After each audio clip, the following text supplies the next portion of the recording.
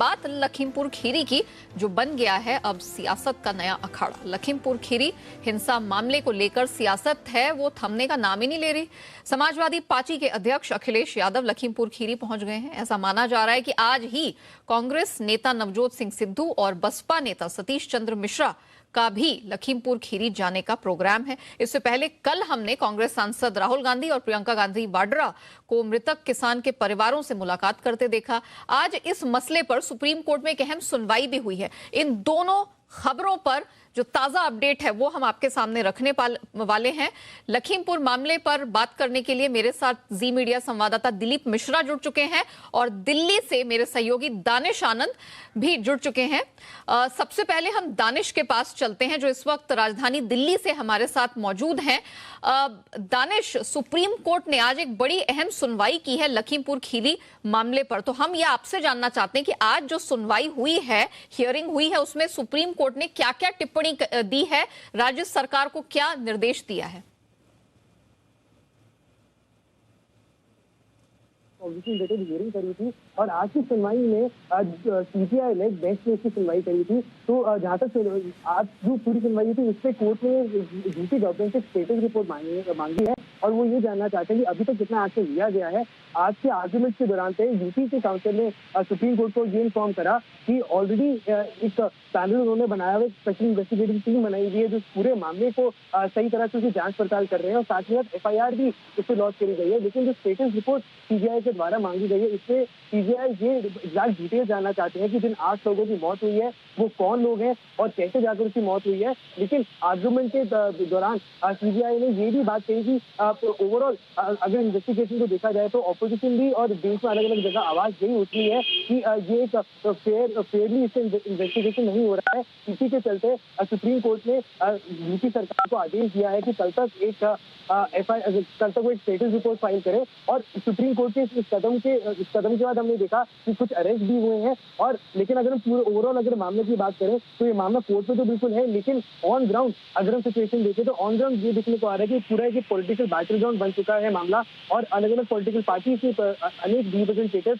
उस जगह पर जाने की कोशिश कर रहे हैं, वहां पर जाना चाहते हैं और ऑन ग्राउंड सिचुएशन देखना चाहते हैं। लेकिन सुप्रीम कोर्ट ने आज साफ टिप्पणी देते हुए कहा कि वो इन्वेस्टिगेशन पूरी तरह से सही नहीं हो रही है, ऐसी काफी खबरें आई हैं और इसी के चलते वो यूपी गवर्नमेंट से प्रॉपर स्टेटस रिपोर्ट जानना चाहते हैं, एग्जैक्ट डिटेल्स जानना चाहते हैं। और सीबीआई ने ये भी बोला कि एक जो मृतक है उनमें से किसी की मदद जो है उनको काफी सीरियस कंडीशन में, तो उनकी भी देखभाल करने का आदेश सुप्रीम कोर्ट की तरफ से दिया गया है। तो अभी सुनवाई कल होगी और कल की सुनवाई से पहले यूपी सरकार को स्टेटस रिपोर्ट फाइल करनी है, उस पर पूरी डिटेल कोर्ट के सामने दी जाएगी और कल वापस सीबीआई इसकी सुनवाई करेगी।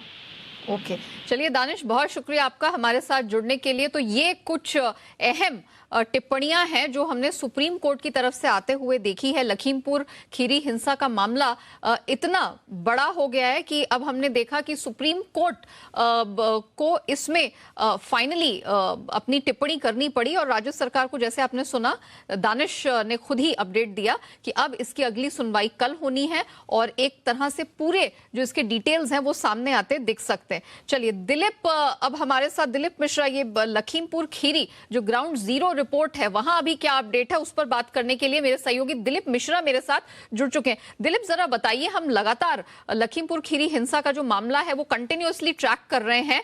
इस पे हम लगातार देख रहे हैं कि सियासत है वो गर्माती चली जा रही है। पहले ऑपोजिशन को सरकार आने नहीं दे रही थी, ये हवाला दिया कि हिंसा हो रही है। फिर अभी हमने देखा कि कल राहुल गांधी, प्रियंका गांधी वाड्रा मृतक के परिवारों से मिले। आज हम देख रहे हैं बसपा हो, सपा हो या फिर नवजोत सिंह सिद्धू हैं, वो भी, उनके भी जाने की बात हो रही है। तो मुझे ये बताइए कि ये सियासत क्या अभी बहुत जल्दी ठंडी हो जाएगी? समझौता भले ही हो चुका हो प्रशासन और किसानों के बीच में, मुआवजे देने की बात हो गई हो, लेकिन लग रहा है कि ये मामला अभी विधानसभा चुनाव तक खींचेगा। बिल्कुल, इलेक्शन का दौर है और 2022 में ज़्यादा समय नहीं बचा है।